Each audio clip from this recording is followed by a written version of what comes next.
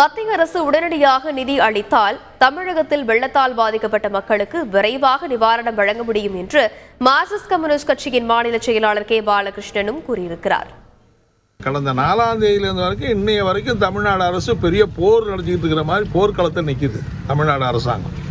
ஆனால் மத்திய அரசு இது வரைக்கும் ஒரு பைசா கூட நிதி கொடுக்கலங்கிறது ரொம்ப வருத்தமாக இருக்குது. ஏன் இந்திய அரசாங்கம் இவ்வளோ பெரிய பேரிடர் ஏற்பட்டிருக்கிற போது தமிழ்நாடு அரசாங்கம் கேட்கக்கூடிய பணத்தில் உடனடியாக ஒரு 2000 கோடியை கொடுத்தா என்ன தமிழ்நாடு அரசாங்கம் இந்திய அரசாங்கத்துக்கு என்ன கஜானா காலியாகிட போகுது? அந்த பணம் வந்தால் இந்நேரம் மக்களுக்கு நல்ல துரிதமான பணியை கொடுக்க முடியும், நிவாரணத்தை கொடுக்க முடியும். இதில் வழக்கம் போல் மத்திய அரசாங்கம் தமிழகத்தை பழிவாங்கிற ஒரு நோக்கத்தோடு பாரபட்சமான ஒரு அணுகுமுறையை கடைபிடித்து தான் நான் பார்க்க விரும்புகிறேன். செய்திகளை உடனுக்குடன் தெரிந்து கொள்ள உடனே சப்ஸ்கிரைப் பண்ணுங்க.